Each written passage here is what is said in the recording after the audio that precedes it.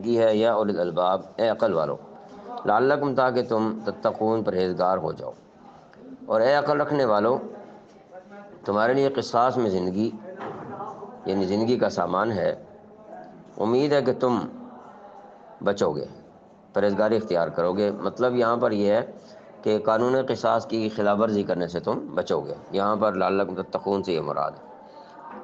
تو قانون قصاص کو عین عدل اور مساوات کا قانون قرار دیا گیا ہے، اور معاشرتی نظام کے بہترین نظام کا یہ ذمہ دار ہے۔ قانون قصاص کا بڑا فائدہ یہ ہے کہ کوئی کسی پر زیادتی نہیں کرنے پائے گا، اور طاقتور کمزور سب کے حقوق کا تحفظ ہو جائے گا۔ یہاں یہی بات ہم ذہن میں رکھیں کہ اگر اسلامی معاشرتی نظام کو معاشرے میں نافذ کر دیا جاتا ہے تو جتنی بھی ظلم و بربریت اور قتل و غارت ہمارے ماحول میں نظر آتی ہے، اس سب کا قلع کما ہو جائے گا۔